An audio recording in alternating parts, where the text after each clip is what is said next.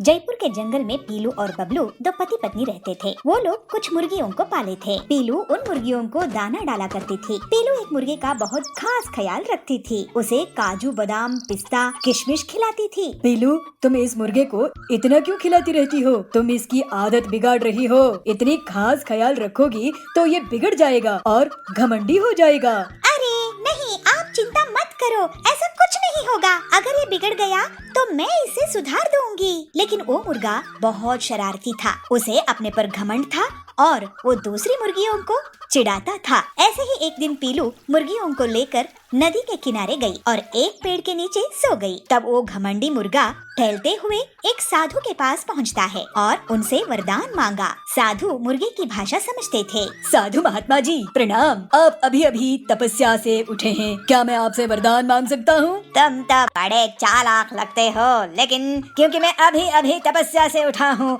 तो तुम्हें वरदान देना ही होगा। बोलो क्या चाहते हो? मैं चाहता हूँ कि मैं लोगों की मन की बात जान सकूं। अरे लेकिन ऐसा प्रकृति के नियमों के साथ खिलवाड़ होगा। मैं नहीं जानता। साधु जी, आप तो मुझे यही वरदान दे दो। ठीक है, ठीक है। फिर साधु उस पर जल छिड़क देता है। थोड़ी देर बाद पीलू नींद से जागती है और सब मुर्गियों के साथ वापस घर चली आती है। पीलू घर में फिर से उस मुर्गे को दाना डाल रही थी और सोचती रहती है, मैं इस मुर्गे से बहुत पैसे कमाऊंगी। इसके साथ जो भी मुर्गी अंडे देती है वो काफी ज्यादा दाम में मैं बेचती हूँ, जिससे मुझे बहुत फायदा होता है। ये सब सुनकर मुर्गा और भी घमंडी हो जाता है। ऐसे ही एक दिन कालू चोर पीलू के घर की तरफ देख रहा था और सोच रहा था, ये बबलू और पीलू आजकल बहुत पैसे कमाते हैं। आज रात को इनके घर में डाका डालूंगा और सारी मुर्गियों समेत इनकी तिजोरी खाली कर दूंगा। तो तभी घमंडी मुर्गा बोलता है, अच्छा तो ये मेरे मालिक के घर में चोरी डकैती के बारे में सोच रहा है और उसमें भी मुझे चुराना चाहता है। अभी मजा चखाता हूँ इसको। और फिर वो कालू पर हमला कर देता है, जिससे कालू बहुत बुरी तरह से घायल हो जाता है। फिर कुछ देर बाद कालू अपने दोस्तों के साथ पीलू के घर आता है और उसे धमकाता है, ऐसा पेलो, तुम अपने मुर्गे को संभाल कर रखो, नहीं तो मैं इसकी बिरयानी बनाकर खा जाऊंगा। इसने मुझ पर हमला किया था। कालू, तुम्हारी इतनी हिम्मत कि तुम मेरे घर में घुसकर मुझे ही धमकी दे रहे हो? मैं तुम्हें और पीट दूंगी, भाग जाओ यहाँ से। फिर कालू और उसके दोस्त डर के कारण वहाँ से भाग गए।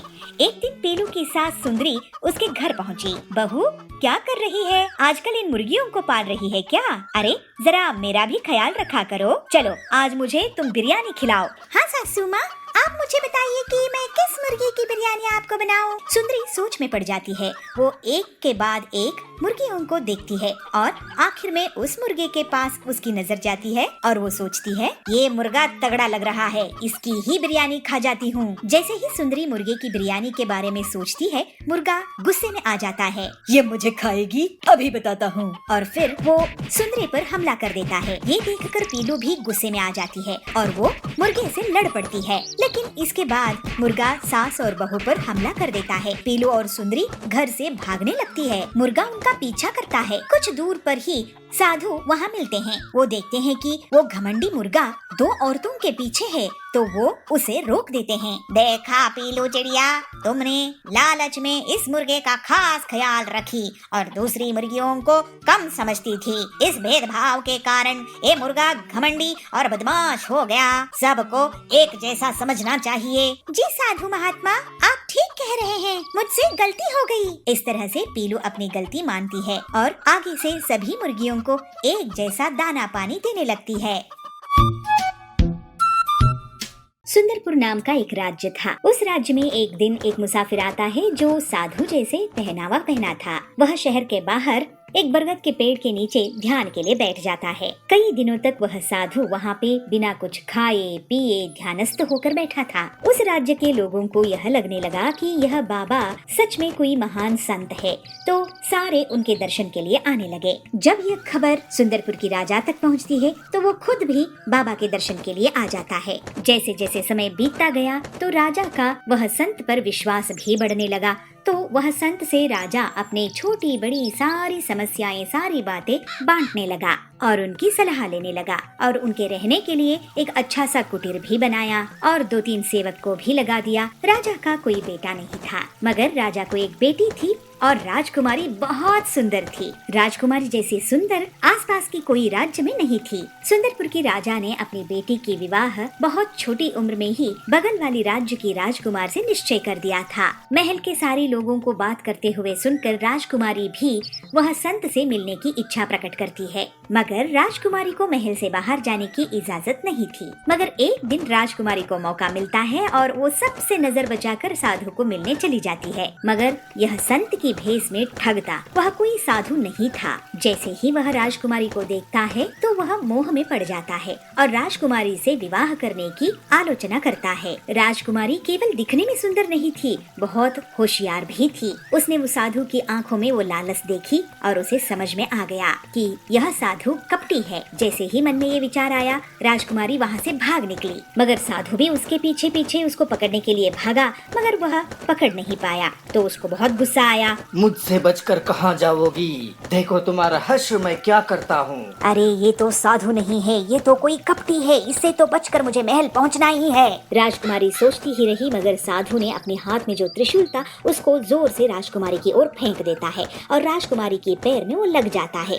अरे मेरे पैर में ये लग गया, अब मैं कैसे भागूं? मगर राजकुमारी दर्द को सहन करने की शक्ति भी रखती थी, वह बहुत हिम्मतवर थी, तो उसने उस त्रिशूल को निकाल फेंका और जैसे तैसे करके महल पहुंच गई। अरे इसको तो किसी और को नजर नहीं आना चाहिए, इस घाव को मैं खुद मरहम पट्टी करूंगी। ऐसे कहते हुए अपने घाव पे मरहम पट्टी करती है और घबराहट से राजकुमारी रोने लगती है।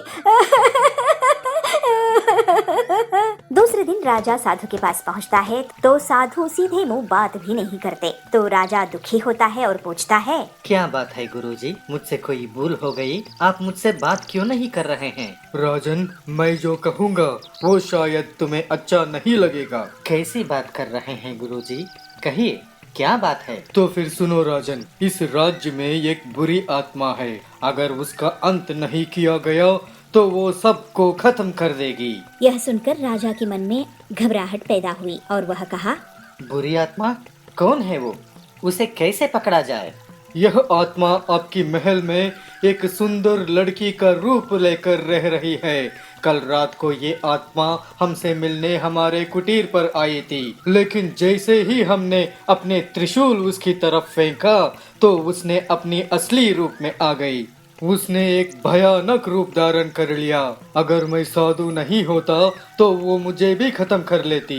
मगर गुरुजी, ये तो बताइए कि मैं उसे पहचानूंगा कैसे? ऐसे कहते हुए राजा अपनी चिंता प्रकट करता है। तब ये कपटी सन्यासी कहता है, उसे ढूंढो, उसके पैर पे त्रिशूल का घाव है, अपनी राज्य में डंका बजा दो, मिलते ही उसे कैद कर लो, फिर मैं बताऊंगा आगे क्या करना है। यह सुनकर चिंतित राजा अपनी महल की ओर दौड़ता है और महल के कर्मचारी को बुला के कहता है कि जिसकी पैर पे त्रिशूल की निशान है उस लड़की को ढूंढने के लिए। उसके महल के नौकर और सैनिक पूरे राज्य में ढूंढते हैं, मगर उनको ऐसी कोई लड़की नहीं मिलती है। मगर आखिर में यह पता चलता है कि राजकुमारी की पैर पे त्रिशूल का निशान है और यह बात सेवक आके राजा को सुनाते हैं। यह बात सुनते ही राजा परेशान होकर साधु के पास पहुंचता है और सारी बातें साधु को कहता है और यह निवेदन करता है कि शायद साधु से कोई भूल हुआ हो। साधु को तो ये अंदाजा था, वह पहले से ही सोच कर बैठा था और राजा से कहता है, राजन, तू जिसे राजकुमारी समझ रही हो वो असल में तुम्हारी बेटी नहीं है। तुम्हारी असली बेटी को